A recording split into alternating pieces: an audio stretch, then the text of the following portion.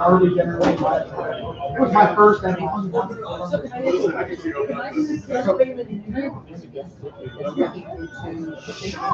yeah, just let me know whenever you're.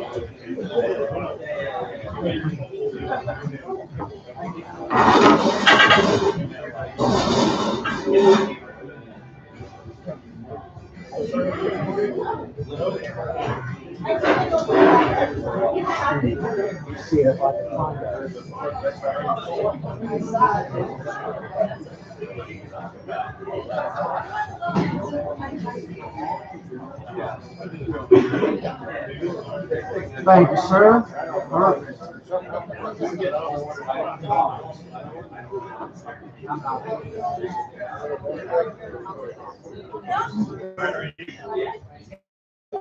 No. I said the car on fire.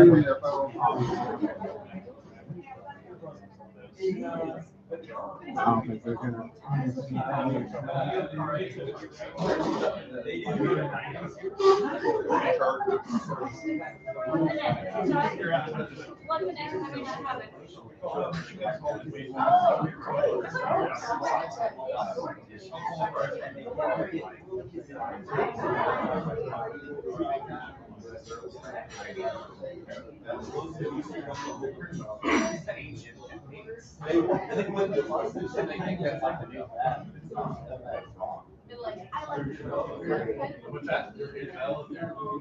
No? See, I'm not sure I found my husband. She was like, oh, no, I can't go. Make the rest of it. I was like, but I was supposed to be my name, but I didn't like fill out. There must be here. I need to call me. That's cool. That was true. Yeah, no, we were so we couldn't figure out where it was. So I'm like, no,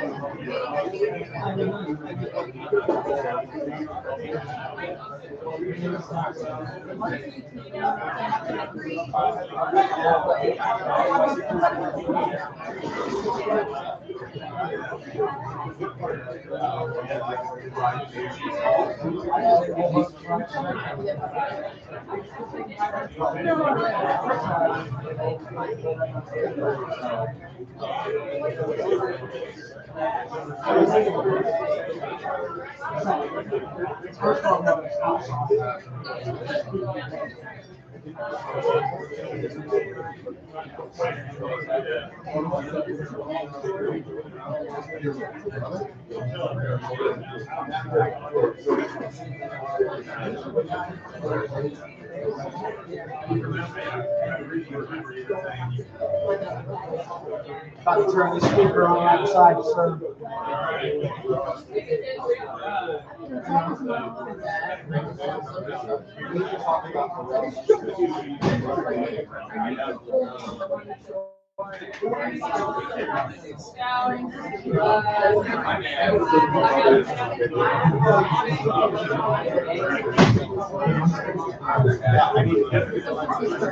I had to turn down the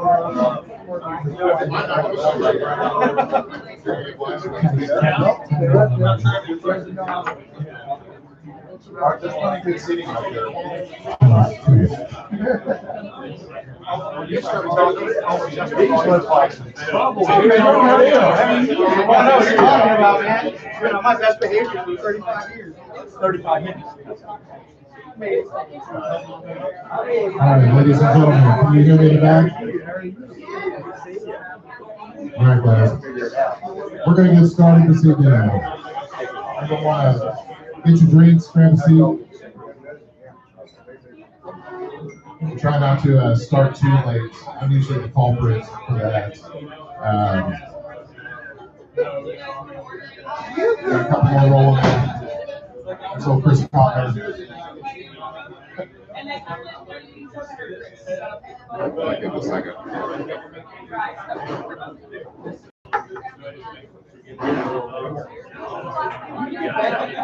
That's it. I do like the real loud whistle. All right, guys, we're gonna get started with your networking after the fact, or after the show.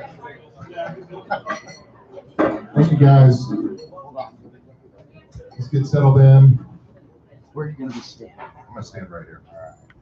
Actually, I was gonna move around by the cordless mic, sit in people's laps. Have a great time, run a show. All right, for those of y'all who don't know me, my name is Bud Scott. I'm the director and founder of the Oklahoma Cannabis Industry Association.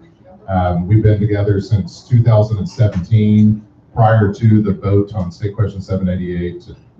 We ran the campaign, raised $1 million for it, and have played a role as the legislative advocates for the industry since at the Oklahoma legislature, our administrative agencies and municipalities across the great state of Oklahoma. We appreciate you guys coming out tonight for our March installment of Policy and Pints. Pre-COVID, we were having Policy and Pints every month in Tulsa and Oklahoma City. We've been able to feature a wide variety of guests.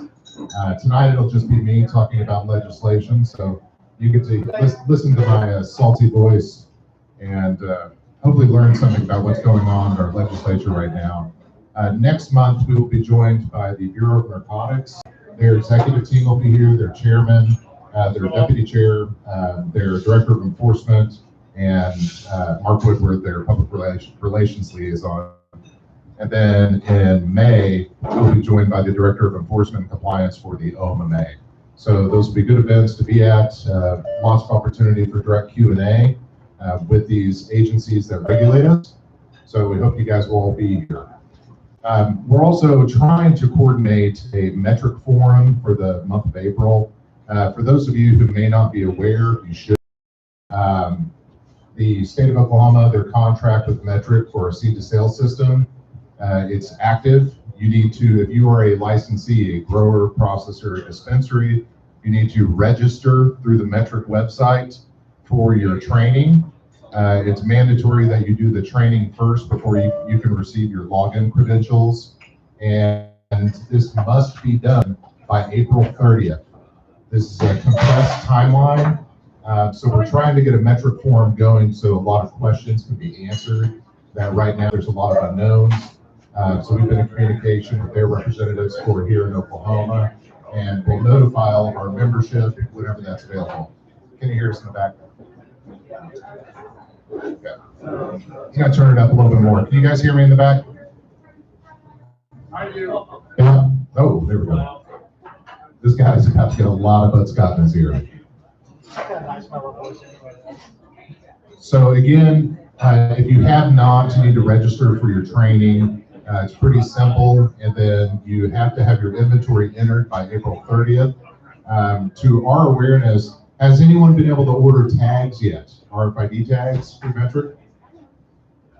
To our awareness, no one has been able to order them just yet, nor the scanners. So we're not exactly sure how this rollout is going to go smoothly. If they're requiring us to be compliant by April 30th, I think it'll be a gradual rollout. But first things first, you got to register, do your training, and get your login credentials. So we're hoping to have a metric forum in April. We've got an event scheduled here for April 7th. Some of our membership will be there. It's a limited event where we're bringing in members of the Oklahoma Senate and Oklahoma House of Representatives to speak about cannabis issues specifically. Some of those we'll be addressing tonight. It's high time that our legislators hear from a wide kind of cross-section of our industry and understand how the proposed policies are either going to benefit or hurt the fastest growing industry in the state of Oklahoma. Tonight, I want to start by recognizing first Caleb Bellart's our membership manager. For those of you who have not met him, he kind of keeps the ship running for our organization. If you have not joined, you need to speak with him about confirming your membership. We are largely a volunteer-based organization, but every dollar helps go towards hosting events and conducting advocacy and trainings. So also want to recognize some of our board members that are here. Our board helps to guide the direction of this organization. They vote on our policy priorities. Tonight we have Julie Taracco with Relief Laboratories out of North Edmond. I always like to say Guthrie. Lawrence Cadgel with Greengrove CPAs, Oklahoma City. And I think that might be our only two board members here. There's a lot of people on vacation right now. So appreciate you guys being there. Just know that, again, we take our direction and force our advocacy points directly from our board members. Our board members are elected by their class of membership. So next year we will have elections again for the board. Right now we're all full up for this year. So can you guys hear me in the back? Okay. So we talked about the metric issue. Tonight really what I want to focus on is where we're at with the Oklahoma legislative process. So I always like to start these discussions. It's kind of like Schoolhouse Rock. Talk about how a bill becomes law, because most people aren't really familiar with the legislative process. So just so everyone understands, the way that laws are governed here in Oklahoma, we have the Constitution up top, then we have statutes. Statutes, that's also legislation, and those are controlled at the Oklahoma House of Representatives and the Oklahoma Senate. And then below that, we have regulations or rules. Now, regulations and rules are run by administrative agencies, and those are always subject to the statutes or legislation. So when we talk about regulations, we talk about the OMA, or we talk about the Bureau of Narcotics, or the Department of Agriculture. They can develop their own rules and regulations, but they are completely dependent upon authority and the guidelines that are created by the statutes. And the statutes are created by the Oklahoma House and Senate. So in Oklahoma, each year the legislature meets from the first Monday in February, and by law they're supposed to actually convene or supposed to adjourn by the last Thursday in May. Sometimes they end early, sometimes they go into a special session and meet throughout the summer. But what we've seen the last 3 years is that they've actually adjourned early. 2 years ago, they adjourned a month early. So sometimes they try to rush through their bill, get their business taken care of, and wrap it up early. I think we might see an early end of this legislative session this year, which can be good, but I think for our issues, we want as much time on this as possible. Now, the legislature, they set their own calendar. So the House has a calendar and the Senate has a calendar. And what that means is that there's deadlines. So you'll see if you're looking at any kind of reports, when we send out emails, it'll say HB 2646. That's a House bill. That means it came out of the House of Representatives. Or you're going to see an SB 233. That's a Senate bill. That means it came out of the Senate.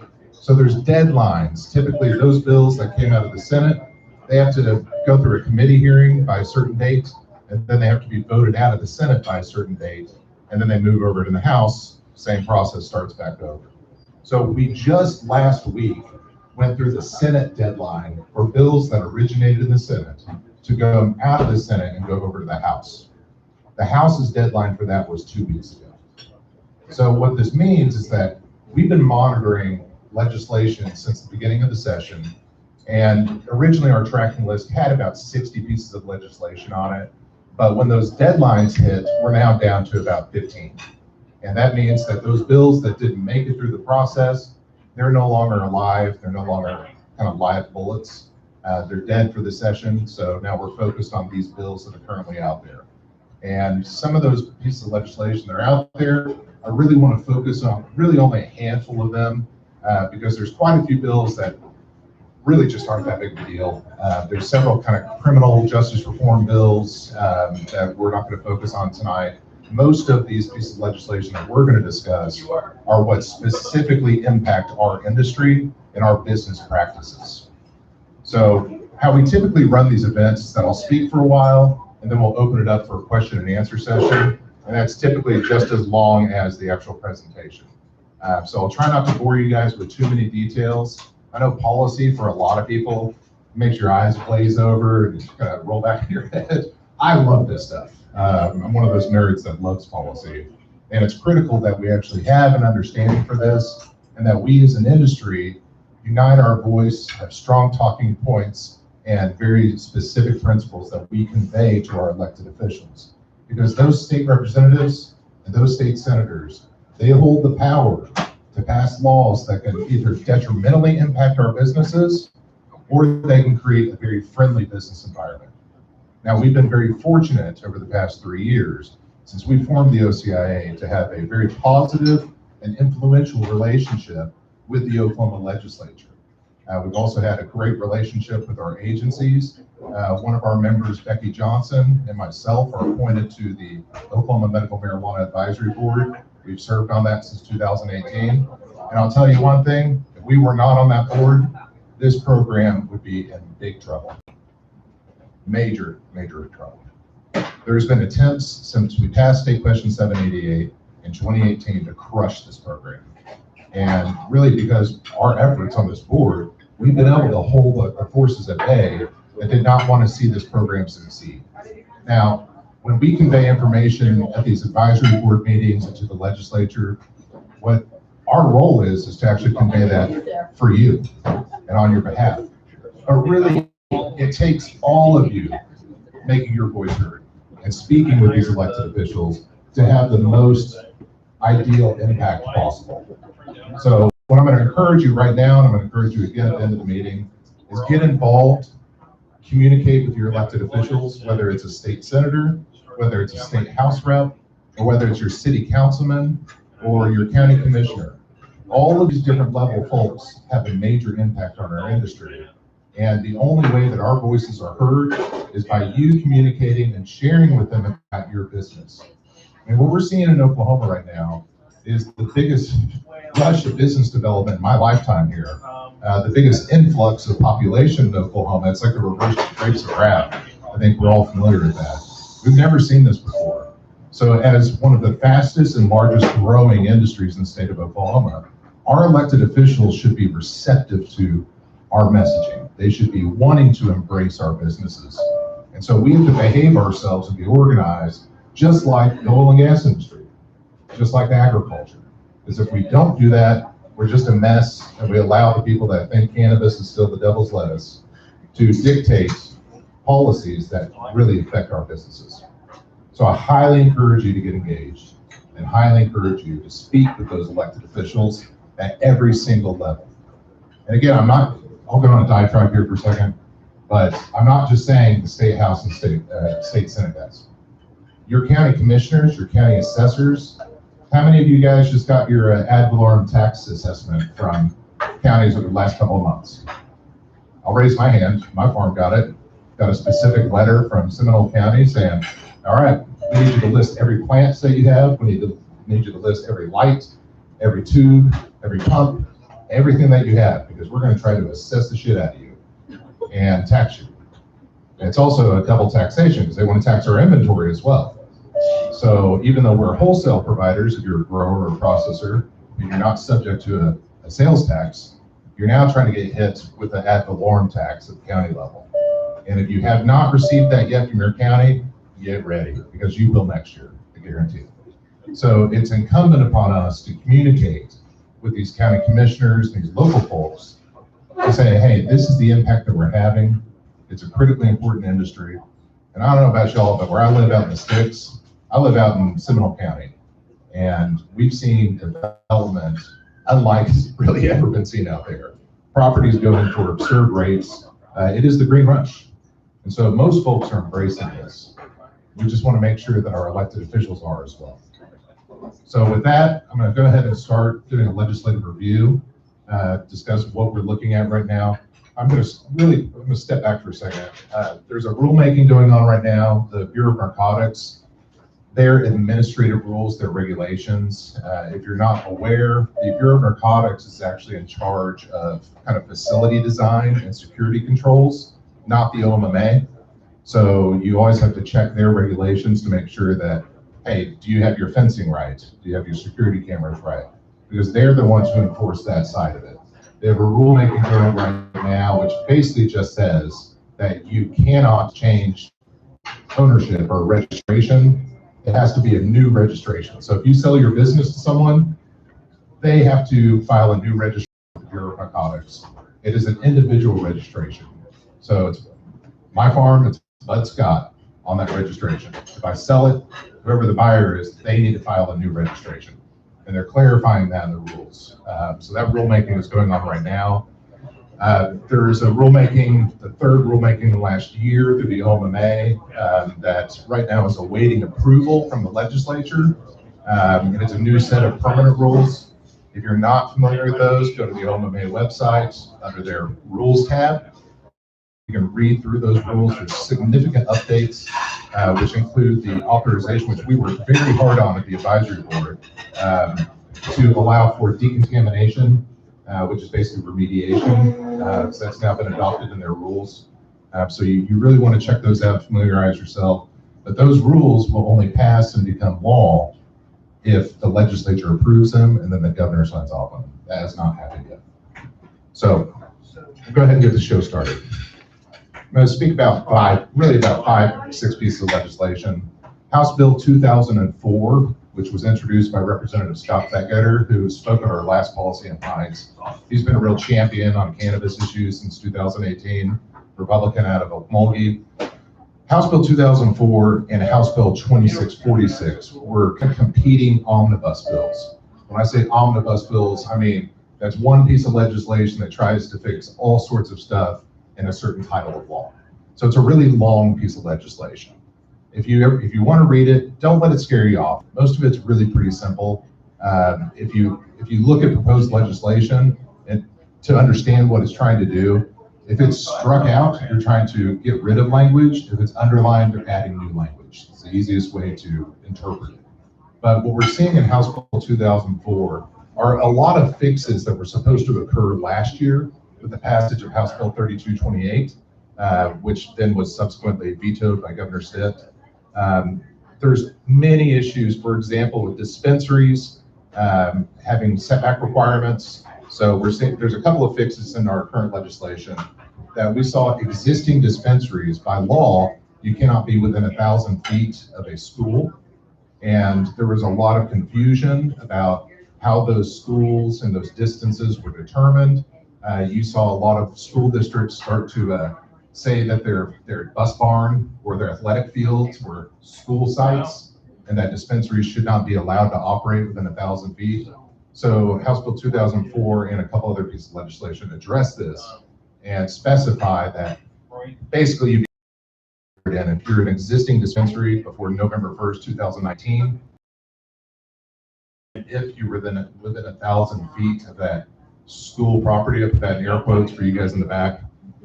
So you should be okay with the cease and desist letters saying, hey, we've actually determined, we know you've been open for a year, but you're within 1,000 feet of this sports field over here, so you can't be open anymore. Well, that issue is being remedied through the legislature right now.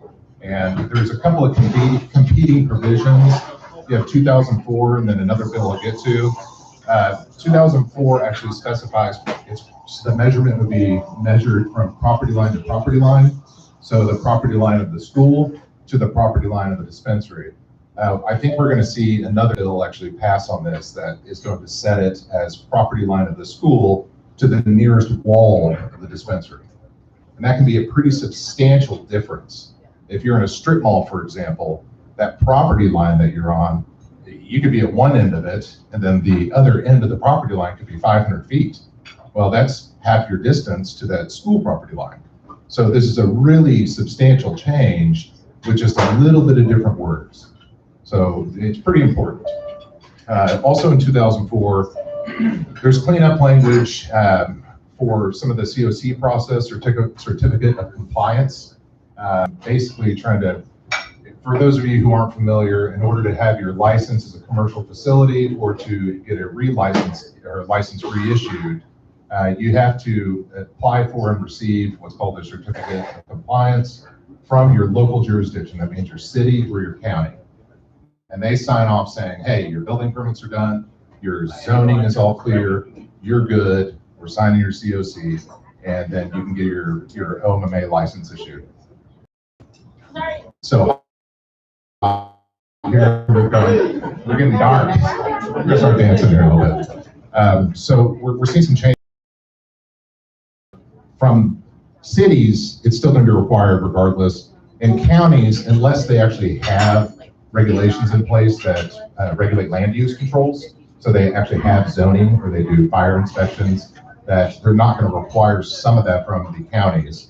And there's some efforts to keep some of the state agencies out, including the state fire marshal's office. We've seen many cases where the state fire marshal's office has come into businesses that are located out in the county where they have no regulatory jurisdiction from the city, and the fire marshals are coming in and saying, well, you know what? Actually, you're going to have to submit a site plan and have it inspected and approved through us. They've really never done this before with any other type of business. So there's an attempt to try to fix this to where it's only your local jurisdiction, so your city or county would come in and do that inspection, not the state fire marshal's office. There's a lot of other changes in this specific House Bill 2004. Transportation agent licenses. For those of you who have had issues with transport agents and the 2-year residency clause, that issue is being fixed in 2004 and 2646. It basically would waive that 2-year residency clause for the transportation agent. Guys, I apologize, but I'm trying to speak here. So we have that 2004. One of the big things from House Bill 2004 is that it authorizes license transfers, and license transfers are a pretty big deal. This would allow for a direct transfer. Right now, you can only do a change of ownership once per year, and it cannot be a 100% change of ownership. So if Dan and I own a processing company and we decide to sell it to Kalen, then all we can do is have Dan step out right now, have Kalen step in, that's the one change, and then in the next cycle, I'd be the one to actually go out in the next year. Now, House Bill 2004 specifies that we can do a full-blown transfer. Full transfer of ownership, you just pay a $500 fee, and then obviously the new owners have to be approved through the OMMA licensure application. That is a big deal.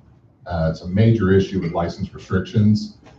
So if you're wanting to sell your business, you're wanting to acquire partners, bring folks on, this will make this process far, far easier. Does anyone have any questions on House Bill 2004 before I move on? Okay. There's 2 bills, House Bill 2022, which is Scott Fettgetter and Senator James Leewright, who's out of Bristow. This is also pretty interesting because it's allowing for a non-resident patient license. That'd be a 3-day deal. It's set up to where if you own a dispensary, someone from another state, if they have a valid medical card from their jurisdiction, so someone comes over from Arkansas, they can show up to your dispensary in Oklahoma and actually pay $75 on site, and as long as you can verify that they have an active license, then they can get a 3-day temporary license here in Oklahoma. I don't know if you guys understand what that means. That basically means we have recreation. It's a reciprocity program. If you have an existing license in that other state, so if you're from California, one of the 34 other states that have medical marijuana programs, that all you have to do is be able to verify that that license exists. So how many people in here have dispensaries? One hand, couple. All right, well, maybe it's not as big a deal for you. Limited to how many times a year? It's not. So you can come in, it expires, it's 3 days, $75, and those patients can actually hold as much product on hand as any other patient would, but it's limited to that 3-day. So I'm not sure how they're going to regulate that. There's no way of showing where someone can go to one dispensary and buy, and then go to another dispensary and buy. So. And then they can go back to Arkansas with it? No, you cannot carry. That's the thing. I mean, you can't carry cannabis across state lines. It's still a federal offense. So, yes, in the back. How many times a year can a person do this? 3 times, like 3 days? So I think it's within 90 days, you can only do it once. Okay. No. So you have to apply ahead of time? No. So unlike the temporary patient license that's in place right now, where you do have to apply and have the OMA approve that license, this you go straight into the dispensary. And as long as they can verify that you have your card, they get online. So right now, if you're in a dispensary, you verify our patient cards, you go on the OMA website, type in the number, and it verifies that it's an active license. Same thing if it was Arkansas, if it was Oregon, Washington, et cetera. So as long as it can be verified and they have a copy of that, like a driver's license, boom, it's ready to go. They pay $75 on site and they got a live temporary license. So 4 times a year? Yes. So that's a pretty big deal, a fairly substantial change. So that's House Bill 2022. House Bill 2023 also contains the setback requirements, and it grandfathers in any dispensaries that might have been found to have been within 1,000 feet of the school property. But it's 2023 where it says 1,000 feet from the nearest wall of the dispensary. And I know this might sound mundane for some people, but it makes a tremendous difference, whether it's the property line or whether it's the nearest wall. So that's a really, really excellent change that we're seeing. And it also authorizes license transfers. So often what you see during the legislative process is multiple bills trying to do the same thing. And that's just in case one of the bills stumbles through the process, but you still have that language existing in another piece of legislation. So you try to have as many weapons or as many vehicles active during the legislative session as possible.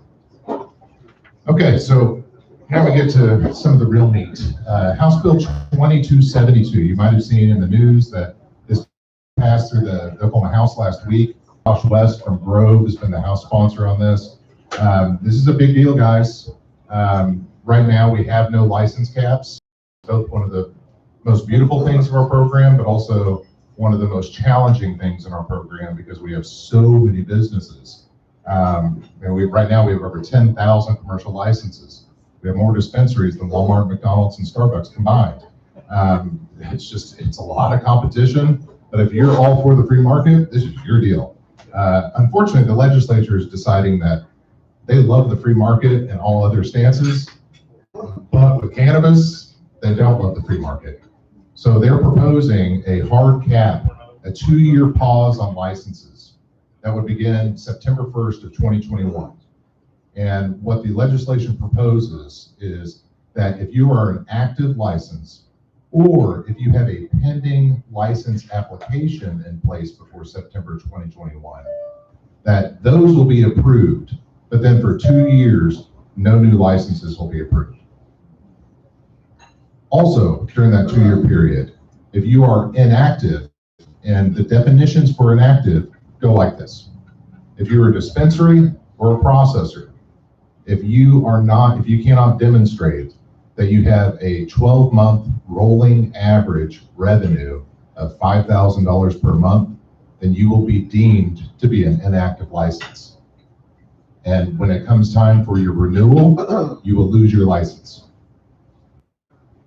I'm going to repeat that. You will lose your license if you cannot demonstrate, if you're a dispensary or processor, a 12-month rolling average of $5,000 revenue per month. Their goal of this legislation is to reduce that bill or reduce the actual number of licenses out there to where for processors, it would drop to 1,000 total licenses in the state. For dispensaries, it'll be, 2,000? And then it'll be 5,000 for growers. Now for growers, the restriction, unlike the $5,000 12-month rolling revenue, for growers, the restriction will be that you have to demonstrate a 12-month average of 50 plants at all times. So that's great if you're a decent operation, but for all the small folks, I know several growers that, gosh, they might have a couple of tents, but they put out some really fire cannabis, and they're just not set up to do a lot of volume, but their product is so good that their product's already spoken for before they even harvest. Well, under this model, their license would be taken away. So why is this being pushed? So what the legislature is using as justification for these kind of license caps is because what we're seeing out in the market and what the legislature is hearing from their constituents is that the OMA and our enforcement capabilities are totally inadequate and inefficient, and that there's no controlled diversion, that there's too many people coming in from out of state, that there's a lot of illegal operations, that our enforcement folks can't tell the difference between a legal operation and an illegal operation. And so one of their responses is, well, then let's do license caps. Doesn't really make sense, but that's the approach here.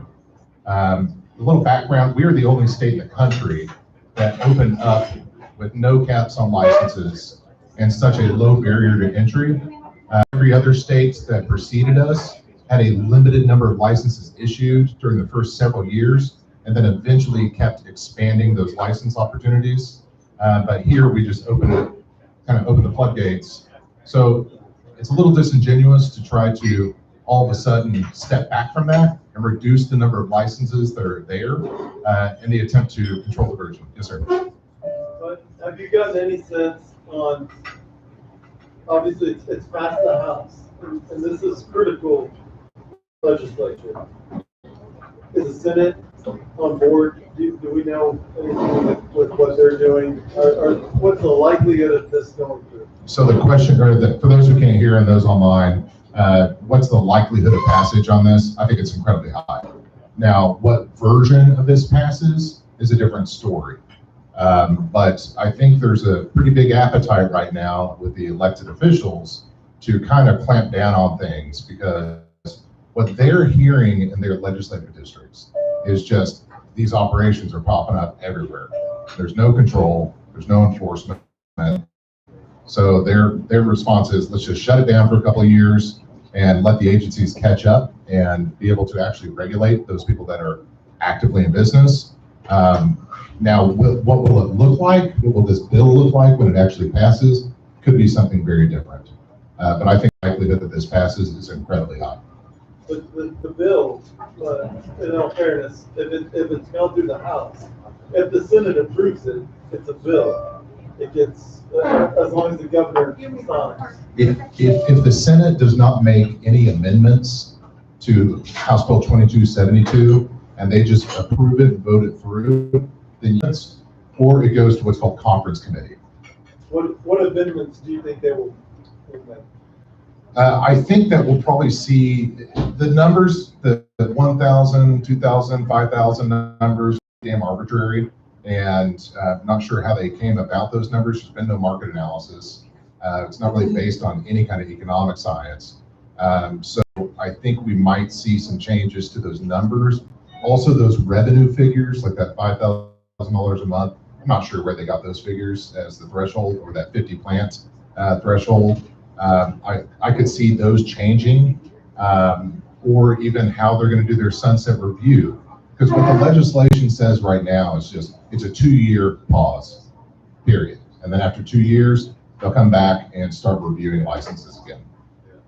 So if we could apply any pressure, I mean, obviously, if they've gone past the first stage, that could put us at risk in an industry of regulation. How can we deter the further restriction? Well, I think it depends on your perspective on this. I know there's a lot of people in the industry that are actually okay with license caps. It sure would stop a little bit of the competition that's out there. I know the price on most distillates, price on concentrates, price on flour is through the floor right now. So I think there's a lot of people who would be just fine with this. And I think that that's what the legislators, yahoos in their local districts that are saying, hey, this is too much. They're also responding to people in the industry that are going, people here, there's too much competition and there's too many folks violating the law, like especially foreign ownership, out of state ownership, that are really challenging and hurting everyone's bottom line. So, what do you? But I think the cat's kind of out of the bag on a lot of this. And so you're going to hear conflicting opinions from different players in the industry. And a lot of the legislators are hearing from those mom and pops folks that are in their district that, hey, that $2,500 means a lot. and they don't want to have to pay $25,000 they might not be able to do. So there's double edged on that sword. Does anyone else have any comments on that? Questions? I'm just wondering, 2272, does that have transport licenses that will be available also? Just doing The question is whether 2272 caps any other licenses, whether it's transport or laboratories, and no, it does not. It only specifically speaks to dispensaries, processors, and growers. Chris? But has there been any connection made between the license caps and the proposed legislation to allow for, lack of better, the wholesaler license, the distributor license? No, the question is, for those online, has there been any connection made between the proposal for a wholesaler license and the caps on these? And no, there really hasn't been. Not that I'm aware of. Yes, sir. So as a matter of policy, because this concept is really, I think, policy driven, is our concern really in Oklahoma limiting the cap of Oklahomans? Or as Oklahomans, are we really more concerned about the large out-of-state folks coming in and really destroying a state market? And frankly, maybe we should all be talking to our legislators about, let's protect Oklahoma, not to make it Oklahoma first, but in the world, we're talking about America first. Now we're Oklahomans, and we got a unique market here that's doing things unlike anybody else is doing. And maybe that's the conversation we should be having. In addition to, and this is a side note, what the fuck is Metric doing, guys, to us? Because in Missouri, those Missourians stopped it, and aren't we better than the fucking Missourians? And we could stop that shit? But that's a side note. What are your thoughts on the out-of-staters coming and fucking with our market? I apologize for the French. No. We love our language here. So for those online who didn't hear that, really the point is, isn't the real issue here out-of-state forces versus in-state? And yes, that's absolutely these elected officials are hearing from, like I said, those mom and pops, the people within their districts. And then you also have larger players in our current statutory regime.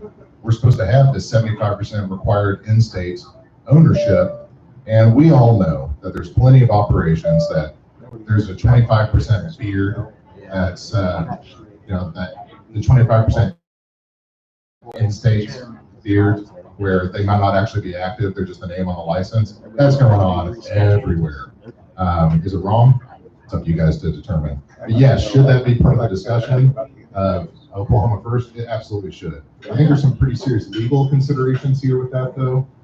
Even the 75-25 deal, we've already seen movement to the National Labor Relations Board, other states, district courts, on challenging the kind of interstate commerce issue of can you restrict resident versus non-resident? And we've been able to do it thus far. I'm really surprised no one's challenged this yet legally, because it would probably fail. But isn't it silly though, like to rely on? No, I agree with you. By the way, everything you said, I agree with. But isn't it silly that we could argue things on a dormant Commerce Clause or a Commerce Clause argument when the feds aren't even willing to regulate this industry? Or legalize. So my point is, it's a silly argument, but I agree with what you were saying, by the way. But for all the folks that are less nerds than us, you make a good point, but it's a bit of a kind of conflicting concept, but I'm with you. It's all conflicting. I think there's no way of avoiding that, Chris. About to say to the point on Metric is that there are people available to help challenge the Metric deal, but somebody's got to fund it. Now, Chris, That's the hard part. Chris, Mike Betts, we talked, Yeah. right? We need to build. We have to challenge this Metric bullshit. It's a firm fixed price contract, guys. They told the state it's free.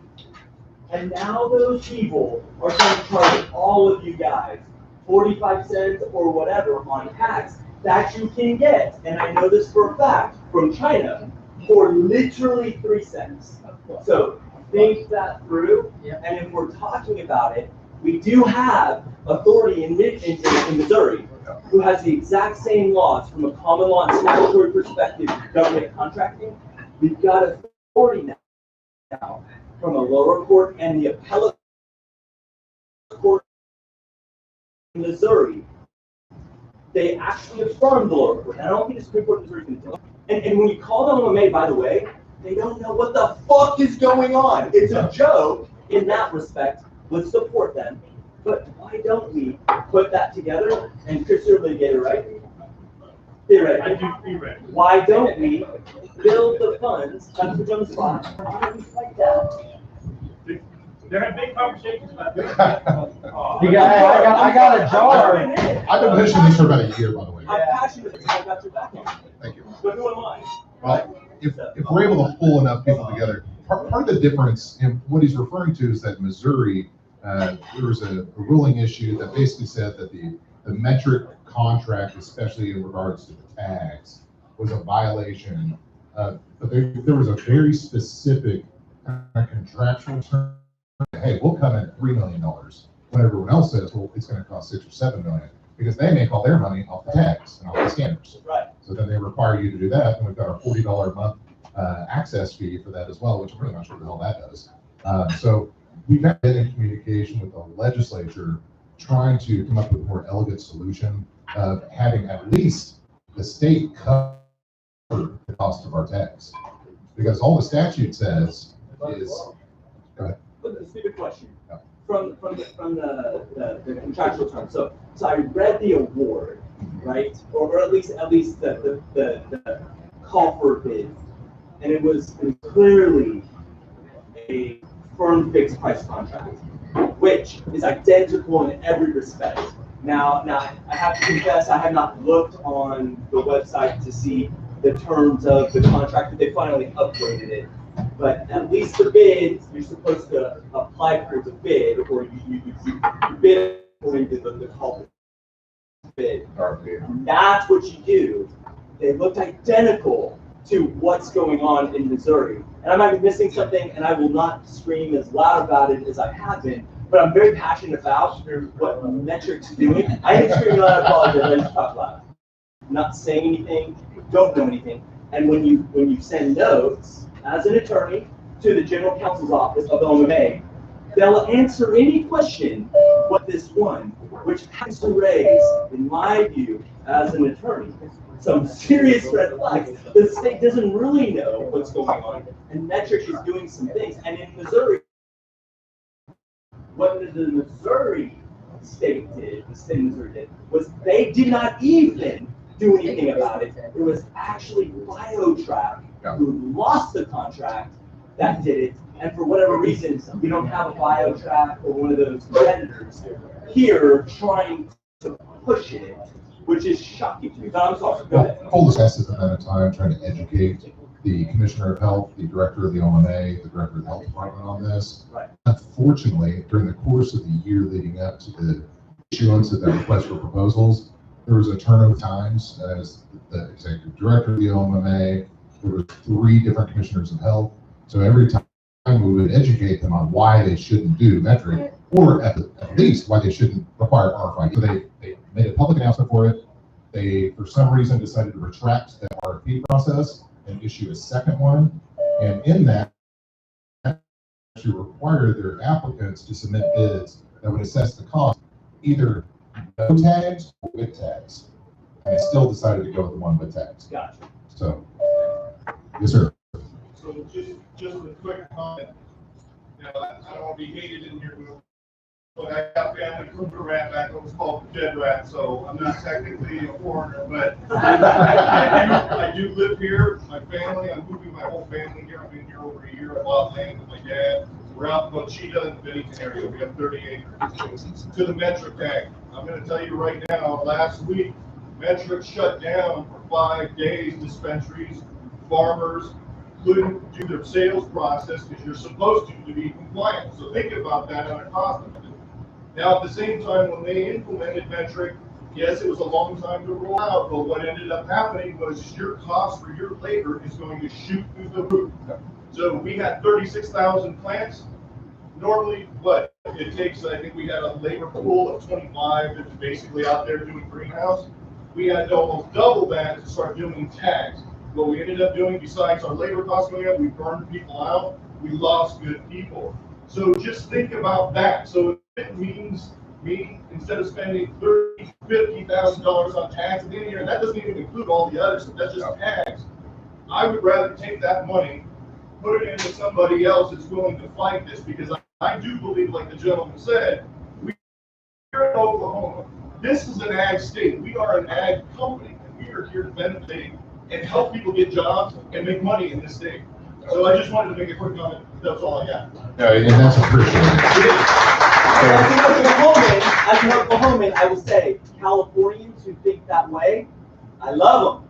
I love them. And as he just said, so when we're talking about the homegrown versus out-of-state folks, it's a big discussion we've been having for quite some time. So again, we've seen the, and I think Oklahoma's history, and we can't now try to step back and be like, oh, whoa. Sorry, out-of-state guys, but you can't be here, and it's just not going to work legally. I think there's a lot of benefits to having experienced folks here. It's just not a fight that I think we're really going to win. However, with the tag issue and with metric, yes, I completely agree, man. I've been trying to get folks fired up about this for about a year, and it's largely fallen on fairly deaf ears. So we all know it's going to cost a lot. It's going to be painful. Metric is flawed.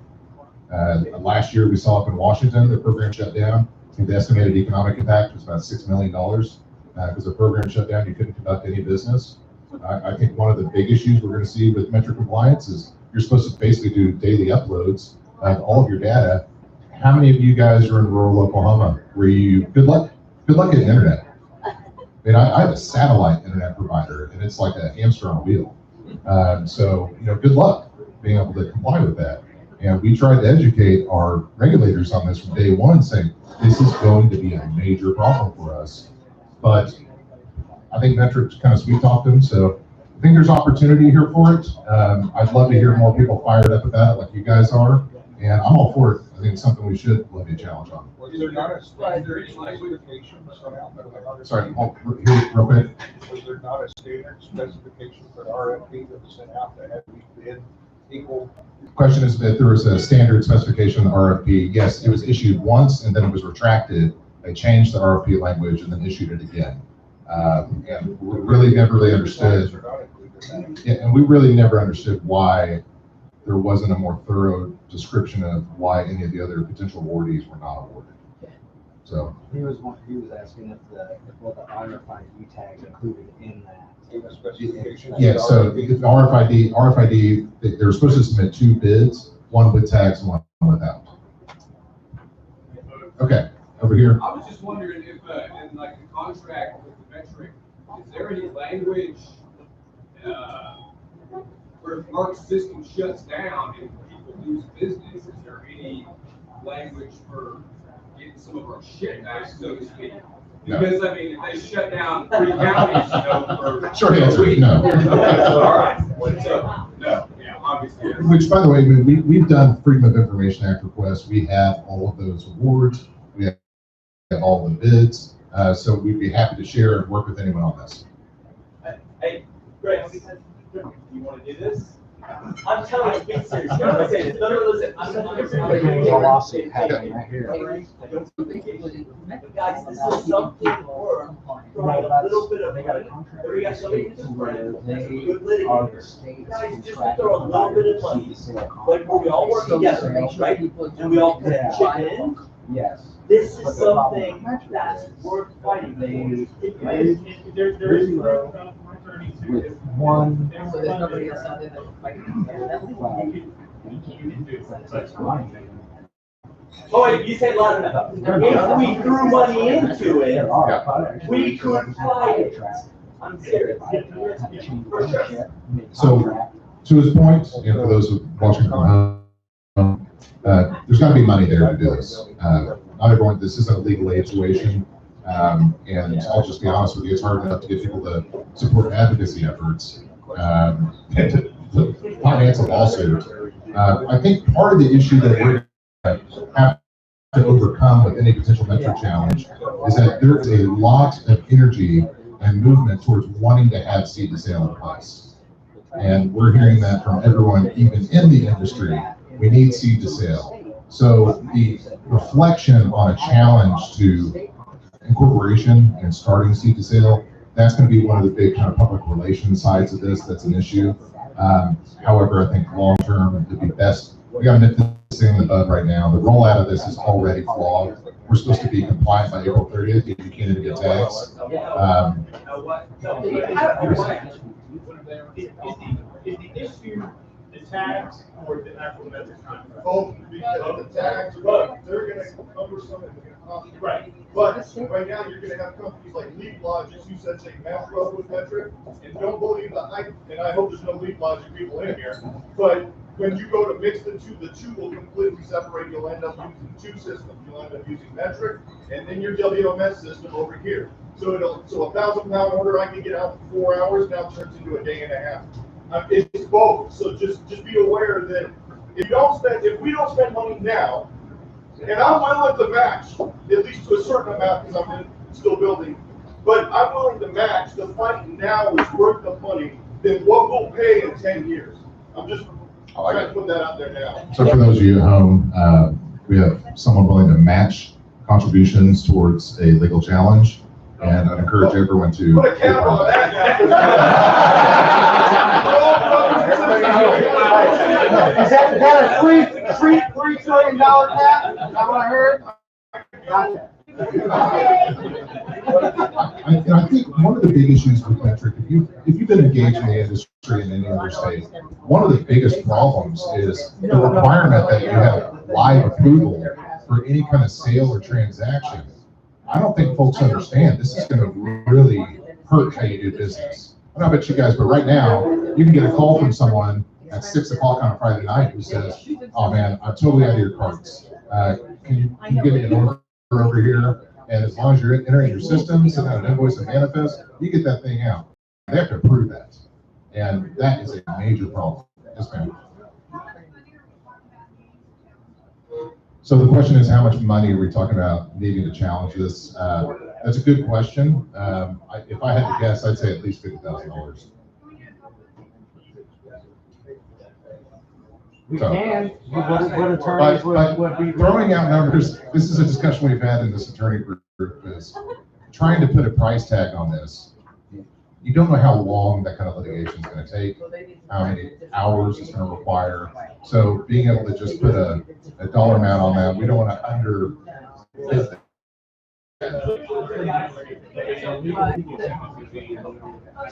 Yes.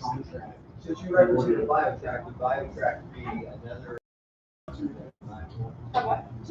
Yes, BioTrack, from what I understand, is BioTrack, for those of you that don't know, is one of the competitors to Metric. They have the contracts in I think 12 states. By the way, guys, and I'm not affiliated with BioTrack in any way, shape, or form. BioTrack recognizes that the RFID tags, any RFID tag can work. This is what Metric does. Metric says that their system is proprietary, which, if you are a computer scientist, you know it's horseshit. And the bottom line is they make the money off of that. Now, Chris can correct me. I did litigation, complex litigation, for just a tiny little bit of my career. We might need more than 50,000. We will need more than 50,000. By the way. But guys, like as a group of folks, and if we can get partners that want to push it, we can absolutely do this. And I don't want to overstate the likelihood because, again, Chris will correct me, in litigation you never know what could happen. But if we're dealing with a jury, I like our odds, especially against a big out-of-state conglomerate like Metric, who has a backwards inventory management system. Because guys, listen, see, this sounds like a bad thing, and I'm not suggesting it's a bad thing. What I'm suggesting is a bad thing, like little micro increments, is this making us buy their tags in limited numbers, which is going to prevent you from doing things at grossly outrageous prices, like our point and our little stupid company that we're not really, like, who are we? The bottom line is, about you, or if y'all are familiar with the word dry hole, they're dry holing you, which is a bad fucking thing. Well, I get fucked, but not in the wrong way. And that is so important. And I apologize for my We are a membership-driven organization. Good. So I apologize. take the floor and prefer I'll yield. Yes. So I want to know something. So does it not, if the cannabis business was not in Oklahoma right now, Oklahoma, excuse me, using your French, would be fucked. Oklahoma would be fucked. If they continue this route, more and more people are going to go out of business. And guess what? Oklahoma will go down the tubes just like Oregon went down the tubes. And so the thing of it is, that's how you have to fight this. It's not about, you have to have accountability. If metrics not it, what's going to happen? People will go out of business, and then Oklahoma will not have a cannabis business, and then they're not going to have a tax base. Absolutely. And then they lose everything. Absolutely. They have nothing else. Oklahoma has nothing else. Oil's gone. All we have is cannabis. So they are shooting themselves in the foot. So you need to hit this a different way. Seriously. Yes. So her point is basically the cannabis industry is the number one thing going in Oklahoma right now. It's the only positive economic development we're seeing. It's the fastest, largest growing industry. It's what I started our discussion with tonight talking about. It's what I talk about every month. It's what we talk about with the legislature. Anyone we can get to listen to us, that's the message here is that, hey, you're seeing development, you're seeing property movement, you're seeing people roll into places that have been abandoned for years. Why would you want to penalize us? And with this metric, so December 14th of this past year, there was a legislative committee meeting going into the start of the session where they were talking about cannabis issues, and they had the director of the OMA there. And I will tell you that every legislator that was at that meeting was really fired up about this specific issue, specifically the tax. And they felt like it was, well, unconstitutional, that it was unethical, that basically you were required to buy your tags and everything from this one company. That was a sole source contract instead of being able to bid it out. And that is something that the legislators were livid about. Now, there were 3 different bills that included language at the beginning of the session, and one of them, Representative Fettgetter, specifically included language that the OMA shall not require RFID tags. I will tell you that that language has been stripped out of every bill. And largely that's coming from 2 sources. One, Metric itself, lobbying, and 2 is the OMA. So the OMA is kind of in a pickle here because they signed a contract with Metric.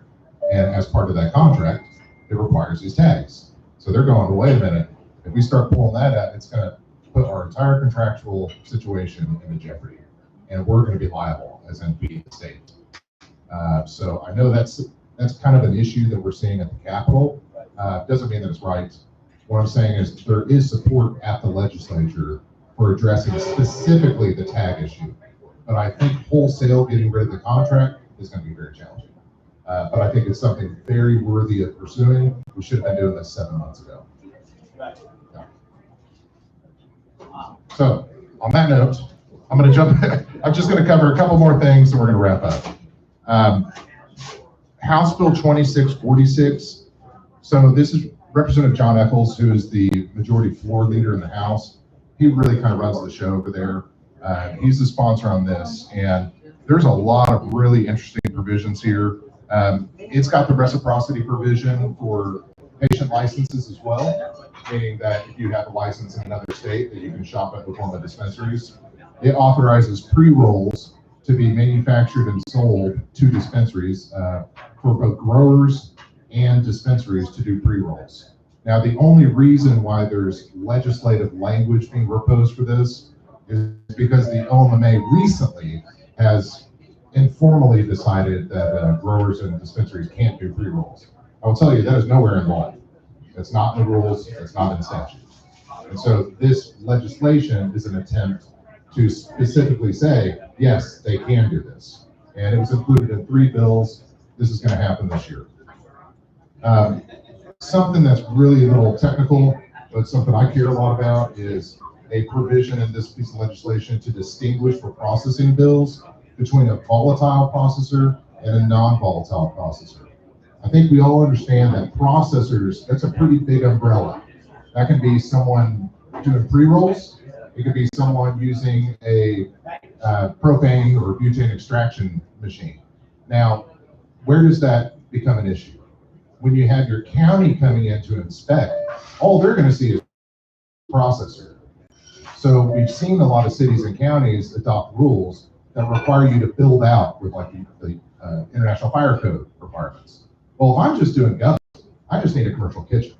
I don't need to have a H1D1 certified paint room like you would if you're running a butane device or a propane device. So having this distinction, for a lot of y'all may not make much of a difference, but it is a tremendous difference of how you're going to interact with your regulators. Because now, if you're a volatile processor, then they know from day one, okay, these are the type of rules we're going to have to apply to this facility. Versus a non-volatile, it's a different set. This is a big deal, and it's something that should have been done 2 years ago. We've been trying to get them to do it. So nice to see it finally happening. Big deal here as well, the remediation language. So right now, the OMA adopted rules allowing for decontamination, but that only applies to microbials. If you fail a test for microbials, heavy metals and pesticides are still not included in that decontamination process. And the language in this legislation would authorize for remediation of heavy metals and pesticides as well. So that's a very big deal. And then the last point in this legislation is something that still needs quite a bit of work: test batch sizes. We've all moaned and groaned about this. We've all been dealing with the 10-pound harvest or production batch requirements that trigger a mandatory test that drives our cost through the roof. The 10-pound number really came from a lot of these patient activists that run around the Capitol and are on Facebook all the time. They're the ones who proposed the 10-pound requirement. And so the legislators just went with it, not understanding what a tremendous burden that's going to create for us, and also how the OMA was going to interpret that. Your 10-pound production batch, what does that mean if you're doing vape carts or if you're doing edibles? Is that 10-pound final product? Is it 10-pound just your distillate measure? What is it? So there's language in this bill right now that first it needs work. It still has the 10-pound dried flour requirement. I think that needs to be 50 pounds. And then it has a proposed 25-pound requirement for fresh frozen flour or shrimp. 4 liters of distillate is the proposal in here. So for every 4 liters, you'd have to run a test. And then here's the interesting part, is they're basically kicking to the OMA to develop rules on how all other processed items will be required for batch size. And what's included in this legislation is a floor, a minimum of 200 total grams per test batch. So that means if you've got 200 1-gram parts, that's 1 test batch. That is the minimum. So they can't require below that. Yes, sir. Is there a campaign bill, and I apologize for being ignorant, and I'm going off my book memory, which is bad. Is there a campaign bill that would that purports to eliminate the like any sort of poundage requirement? Like I remember reading one that said like you got to test your production batches, you got to test your harvest batches, but it doesn't say 10 pounds. And if I'm remembering that right, what's the sense? Because I think you're really close into this. What's the sense on removing a limit, right or wrong? And I don't have an opinion on that. I leave it to the business people that know better.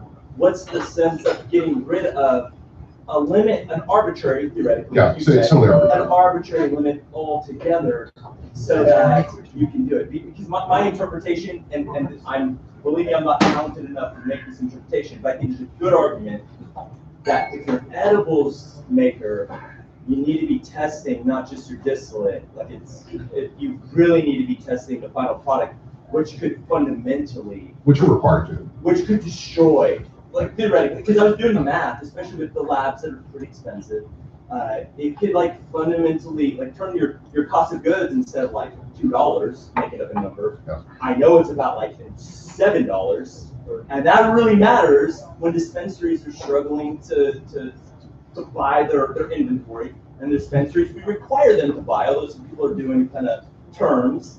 we still are expecting to pay. Like, what do you think, like, about a conversation where we're identifying production batches? So we have a supply chain quality control concept, but it's not as limited. So for the last 2 years, we have been proposing, and we'll say I have been working with the Oklahoma Medical Marijuana Advisory Board, directly with the OMMA, Bureau of Narcotics, with the Department of Agriculture, Office of Poison Control. In fact, our board over a year ago spent 7 hours in a advisory board meeting drafting language that would have approved what's called process validation. Process validation is what you see in the food industry. It's what you see in the pharmaceutical industry. Pretty much everything beyond cannabis does process validation. So if you're a poultry producer and you've got eggs, you're producing thousands of eggs. There's no arbitrary number that says you have to test every 12 dozen of eggs. Right. They say you test on a periodic basis, and so long as your inputs are not changing, your variables are not changing. So for example, if I'm a cultivator and I'm doing an indoor grow and I'm using the same type of medium, the same type of nutrient solutions, then my process is flat. And after I've submitted a couple of tests, my process is validated. And then on a periodic basis, you come back and you test again to make sure that everything's kosher. We've been pushing that for 2 years now. The OMMA is in favor of it. In fact, in House Bill 2004, it has a provision that would kick to the OMMA to develop rules for process validation. So that's something that hoping will actually happen, but it's going to require a regulatory rulemaking to actually make that occur. First things first, I think we have to get rid of those. The agency is saying their hands are tied on this. Their hands are tied by statute. So they go, hey, we're down with doing the process validation, but statute tells us we have to do 10 pounds. So until that statute changes, they're still basically forced to do that. Now, what does that mean in practice? If they pass process validation, then you would have to submit a couple of 10-pound batches for your test. That's how you would determine your process. But there will be a whole rulemaking on input that. So I think it's interesting that we're seeing in legislation an attempt to change and specify when it comes to process items like the distillate, a 4-liter test requirement, and then on all others, a minimum floor. So they could move up with this. They could say for every 800 grams of total THC in products that you have to do a test. Right now, the statute is just saying, we're going to kick this to the agency, but the lowest they can require is at every 200 grams. So that it's a pretty big change and a big development. Can I ask you a question on that? Yes, sir. So in my business, if you fail a 10-pound test, you can come to me and remediate 10 pounds. It may not affect the rest of your growth. If you do a process situation, if your test failed, you would have to decontaminate the whole, right? It's possible. I mean, you can still do remediation or decontamination. Just Either way, but either way, you would end up, right now, a grower could have 10 pounds tested, and the rest of his grow may be fine, because it may have been in one corner of his room, could have been this, could have been that, could have been 10 pounds. If your process has been validated and then you subsequently fail a test, then you have to start back over on that process validation. But what do you do with the whole room that you grew? It's probably gonna have to be remediated. So it would go from decontaminating 10 pounds to decontaminating your whole growth, basically. It could For be. remediation. Yeah, could be. Pure Buds USA, by the way, if you need remediation services, That could be these are your, guys. that could be a blessing, that could be a blessing or a curse to the grower. It could. So if you're a person of integrity, if you're a grower of integrity, you're gonna wanna do it right. Absolutely. That's what I'm saying. Absolutely. Perfect. You just wanna do it right. I think when it comes to the testing requirements, what most people have wanted is just some certainty and some direction from the agency on what those thresholds are. And the direction this industry is going in Oklahoma, we've said this from day one, we're positioned to be the largest exporter of cannabis in the world. Incredibly large outdoor grows, unlike we've seen anywhere in America. And having a 10-pound test requirement is just patently absurd. It's too much. And if you're looking at $250 per test and you're growing 20,000 plants, Okay, so, so just to say, when I get a phone call, he says, yeah, well, we just want to know, we have 200 pounds of flour. can I bring in just like 14 grams to have it? And 14 grams, so this is exactly what I say. So you want to use those 14 grams Yeah. and then sell all your other stuff that's molded. Yeah. And so this is where, you see now, this is where you have to have some kind of accountability. You have to. Absolutely. And this is where, not Metro, I don't know if it's Metro, there has to be some kind of accountability to the grower. So the comment is about testing accountability and how I think we all know that there's folks that try to skirt the system. They might have an entire crop that molds out, but they'll just submit 14 grams for testing, product in the market. Obvious quality and protecting the patient. There's got to be a balance there of interest. What's too burdensome and what also protects public health factors. In any of these situations, you get around it. But I can tell you what the OMA is moving towards right now is there was a big push to require testing labs come out to your facility and collect the samples themselves and bring it back. And that might sound good, but we are nowhere close to having the capability of having enough infrastructure in place for labs to go collect samples from every business in the state constantly. So I think you just have to be very cautious of what kind of dictates or mandates we'll put in place and really reflect that balance. So I'm going to move on to one of the really, I think, most important piece of legislation that we've been pushing since day one of this. When we ran the 788 campaign, one of the biggest problems I had with 788 was placing the OMA in the health department. Love the health department, they're good people, but the health department has historically been dysfunctional. And now we've seen the health department having to deal with COVID for the last year. So it's literally taken all resources from the OMA to deal with COVID issues. So we have a proposal from Representative John Eccles and House Bill 2674. And if you're going to speak with your legislator, call them and tell them to vote yes, vote in favor of House Bill 2674, because this would move the OMA, remove it from the health department and place it under the ABLE Commission, the Alcoholic Beverage Law Enforcement Commission. The ABLE Commission is so much more better positioned to work with us and regulate our industry. I've worked with bars and restaurants for years and done work with the ABLE Commission. They have an enforcement branch. They have their own administrative courts, and that's something we haven't even seen big issues with, or when you have a license revoked or when you're penalized by the agency, it's going to be a mess at the health department.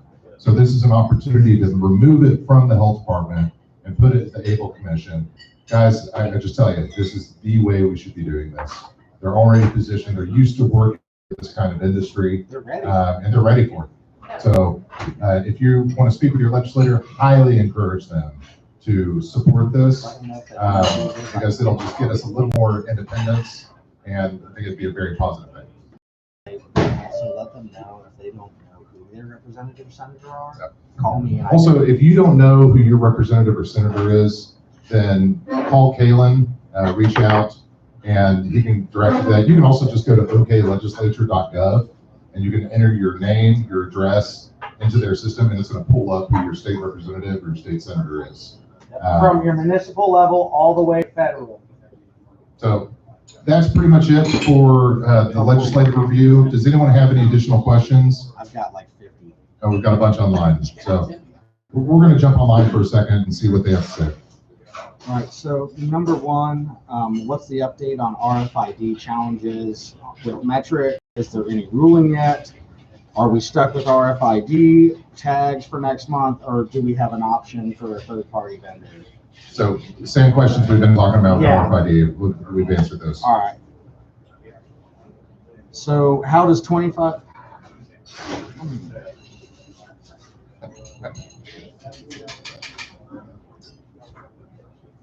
Who do we speak with? We're taking questions online real quick. Well, go ahead and take theirs. This is going to take a minute. All right. You have a question here? Distinguished deal about the pre-roll for a grower or dispensary to make, whether it can be infused, or is it specifically to make a pre-roll out of flower? The question is whether there's a distinction made with pre-rolls from a grower or a dispensary. The grower can make their own pre-rolls. Flower only, or are they allowed to add this? So the OMA for a long time really wouldn't issue a formal opinion opinion on this, and there are no actual rules or statutes governing who can do pre-rolls or not. But recently, the OMA has been saying that only processors can do pre-rolls. Chris, have you seen any challenges on this? No, but there is legislation on this. Well, yeah, we talked about it. Yeah. From my standpoint, I've never understood if the definition of processing excluded live flour, and it does, it did, currently does. Why processors could be live flour and put it into a tube. Whether anybody's ever been caught for compliance is a separate question. I've not heard anybody ever been caught. I'd love to interrupt. If you read the definition of processor, it refers to marijuana products. And I would put my Texas and Oklahoma license on this. You're not going to lose in an administrative court hearing. Or if you lose an administrative court hearing, which the administrative court is paid by the health department, a district court, you will not lose if you're a grow, I agree with Chris, doing pre-rolls. Not only is that live form, you're not creating a marijuana product, which is defined as something that is processed. Now, if you're infusing it, if you're dipping in it, if you're dipping in distillate or anything like that, it's definitely a processed item. Yeah, so keys, any of that, that's changing chemical makeup. But does that rule distinguish that? No, there is no formal rule on this. But that's what's going before the board, right? I'm not sure there's actually a legal challenge on this right now. There's legislation proposed on it. But does the legislation state you can't infuse it, or it can only be? We have a lot of Yes, the legislation actually does. So the question is, does the legislation specify what a dispensary or grower can do? And if you're adding anything to it, then it's, so. We have another question right now. Silly question. If I have a pack, if I'm going to a dispensary, I want to sell my product, 24 rolls, I get a pack. Do I have to have a tag on every one of the pack sealed 24? Okay, so questions about RFID tagging, and if you're using, so we're going to get a little more guidance from this from metrics. So the question was, if you've got a bunch of pre-roll or pack, do you have to have an RFID tag for each pre-roll? No, it's typically going to be by a batch size, but what is that batch? We're not really sure yet. So when you sell from a dispensary, each one of those items is going to have a tag on it. So, do we have questions online ready to go yet? Yes, all right, so they're just, so with fresh frozen, just how does 25 pounds of fresh frozen even compare to 4 liters of distillate? We need to explain the vast cost difference here. Guys, don't make me get my sergeant voice out. How does 25 pounds of fresh frozen even compare to 4 liters of distillate? We need to explain the vast cost difference here to everybody that's in different aspects of this. Question, or it's really, I guess, more of a comment talking about the difference between fresh frozen and distillate and the cost and value of that when it comes to testing. So the proposal for 25 pounds being the harvest batch for fresh frozen versus the 4 liters of distillate. Yeah, it's going to take a lot of fresh frozen to make 4 liters. So yes, this is another reason why it's important that folks communicate with our legislators on how this actually works. And that's, so one thing I've been dealing with that I actually had a meeting about earlier today was, so I froze this extra 40 pounds last September. It was 10 pounds when I froze it. It's no longer 10 pounds. How do I, record and show that I'm not diverting, it's just losing weight because moisture loss? Okay. So the comments on kind of moisture loss and product degradation and how you account for that in reporting, it's all going to change with metrics program. But currently, there's a comment box at the bottom of your monthly report, and I've always encouraged everyone to completely fill that. Any product difference. If you're sitting on 20 pounds of biomass and it's not stored appropriately and you've lost 75 grams of weight, then you report that in that comment box. That's what it's there for. So, and encourage you to do that. Always over-report, because it's better to give them too much information than to not do it and have them come back and try to assess it. All right, do we need pre-approval to put a billboard for a dispensary from any authority? Question is, do you need pre-approval to put up a billboard for a dispensary? That's all going to depend on your local jurisdiction. So typically, like in the city of Oklahoma City, you have to submit for a sign permit or a billboard, and you have to get it approved through the city. It all depends on what city you're in. Typically, if you're going to the county, most of those requirements are not required. Can you get your seeds from out of state? Question is, can you get your seeds from out of state? There's a lot of gray area on this. Seed as marijuana as defined currently in law includes seeds. And so the restrictions in current statutes and current regulations would actually say, no, you cannot get your seeds from out of state. Now, there was legislation last year in House Bill 3228, which would have specified that seeds would be excluded from that definition, but that is not included in any of the bills this year. So now, if you do have seeds here, first, if you're a seed vendor, you have to make sure that you're registered with the Oklahoma Department of Agriculture. It's like a $37 license, but that's one way to do this. I think we're going to see quite a few of the seed vendors nationally and internationally actually just get registered as an Oklahoma seed dealer.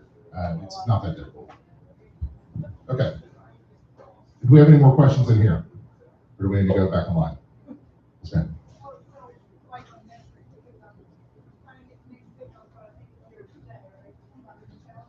Question is about metric. Is it here to stay or is it getting challenged? So right now, it's here. We're looking at metric required compliance by April 30th. So unless there is a legal challenge and there is an injunction issued by a court, no, I think everyone needs to be prepared to meet full compliance.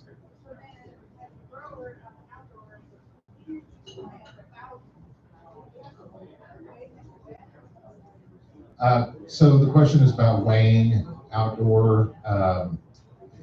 All I can say is start doing the metric trainings, and we'll try to get more information from these guys. So we're just going to see how their program rolls out. So that's the whole thing.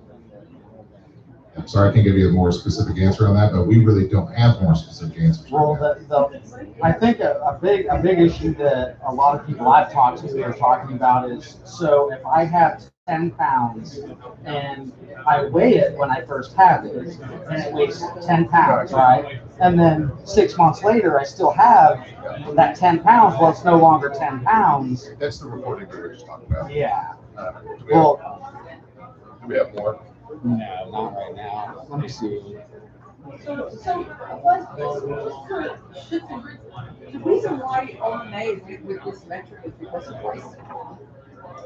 Yes. That's basically. Yeah, comments about metric and why the award is issued to metric by the state of Oklahoma. And it's what we've seen in most states where metric actually comes in far lower than their competitors because they recoup most of their funds through the tag program. Okay, so other states like Colorado, other states, does any other states use a process besides metric or metric? So the question is about metric versus other states. So metric has the state award, I believe, in 16 states, but there's 36 or 7 now at least that have legal programs. So they only have half. And then there's a variety of other programs in place. Contracts got a few. Sometimes it might be better to pay a little bit more and use a different company that will benefit your own state than go with the ones that. Absolutely. Unfortunately, that award process wrapped up months and months and months So ago. how long do they have this contract? The contract, I believe, is for 2 years, and then it'll come back up for award. So. Okay, guys, we've been at this for about an hour and a half. I want to wrap this up. So does anyone else have any other specific questions related to policy? Okay, then what I'm going to say is, again, encourage you to get involved, encourage you to reach out to your elected officials and share your positions on this. Share your story, and we'll wrap this up. Guys, it's steak night here, dude. Enjoy yourself, talk with some of your fellow business members, do some work together. Reminder, next month, We will have the Bureau of Narcotics in at our policy and Pints. We'll be doing our legislative events specifically as well. And we will provide updates if we're able to have a metric forum. And that's our goal, is to have them come in so we can ask questions. So on that, thank you guys. Enjoy yourselves. And we'll see you next one. I